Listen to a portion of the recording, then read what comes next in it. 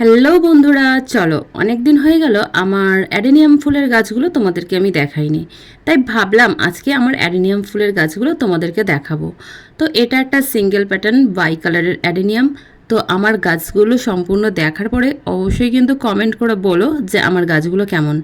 তো দেখো, আমার এই গাছটা কিন্তু বেশ পুরনো আর অনেকটা গোড়াটা বড় হয়ে গেছিলো। তো আগের বছর অর্থাৎ শীতের পরে আমি এই গাছগুলোকে অর্ধেক পজিশনে কেটে দিয়েছিলাম, দিয়ে আবার নতুন করে মানে উপরের অংশটা রেখে দিয়েছি।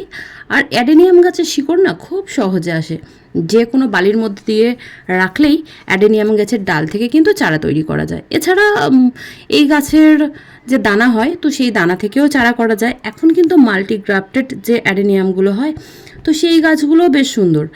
আর আমার কাছে বেশ কয়েকটা অ্যাডেনিয়াম আছে, ছোট বড় মিলিয়ে। আর কয়েক বছর আগে আবার এই যে গাছটা দেখাচ্ছি না, এই গাছের এক সাইডে এই পিঙ্ক কালারের ফুল হয়, এক সাইডে সাদা রঙের।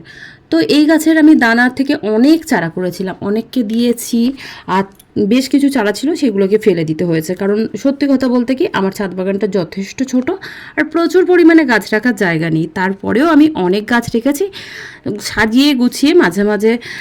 তারপরেও আমি আমার ছাদ বাগানের মধ্যে অনেক গাছ ধরাতে পারি না। তো বেসিক্যালি যেটা করতে হয়, আমার খুব কষ্ট হলেও অনেক সময় গাছগুলো আমাকে নামিয়ে দিতে হয়।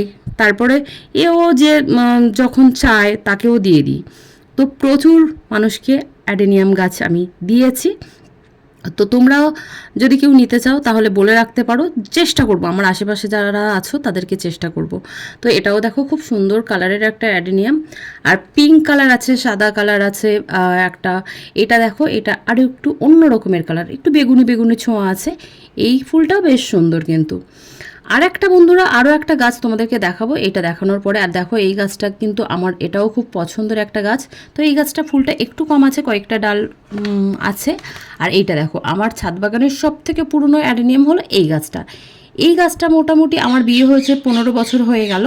তো 15 বছরেরও আগে, অর্থাৎ আমি যখন আমার শ্বশুরবাড়িতে এসেছিলাম, এই গাছটা আমি প্রথম দেখেছিলাম আমার শ্বশুরবাড়িতে আছে, অর্থাৎ আমার দেওর সম্ভবত এই গাছটা নিয়ে এসেছিল। আর এটা দেখো, এটাও একটা অন্য কালারের, এটাও কিন্তু খুব সুন্দর, সাদার উপরে হালকা সাইড দিয়ে একটা বেগুনি ছোঁয়া আছে। আর এই গাছটাও একদম ছোট পুচকু গাছ। আর এইটা কিন্তু বন্ধুরা, এটা একটা থোকা অ্যাডেনিয়াম। এই গাছটার প্রচুর ভিডিও আমার চ্যানেলে দেওয়া আছে, তোমরা দেখে নিতে পারো। একটা থোকা, একদম গোলাপ ফুলের যেমন থোকা থোকা হয় না, ওরকম একটা। আমি কয়েকদিন আগে, এখনো এক সপ্তাহ হয়নি, গাছটা কাটাই করে দিয়েছি। আর দেখো, এবার চলো গোড়াটাকে একটু দেখাই।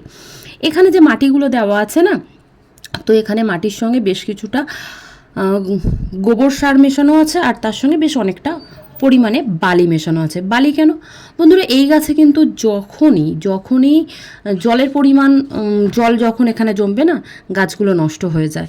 তো সেই কারণে এই গাছের অর্থাৎ অ্যাডেনিয়াম গাছের গোড়ায় কখনোই জল জমানো যায় না। তাই জন্য আমি মাটির সঙ্গে অল্প অল্প করে, অল্প না মোটামুটি হাফ হাফ বলা যেতে পারে, বালি পাইল করে নিয়েছি। আর তাতেই এই গাছগুলো বসানো রয়েছে। এই গাছগুলোর সব থেকে বিশেষত্ব হলো 1 থেকে 1.5 সপ্তাহ পরে জল দিলে মিটে যায়।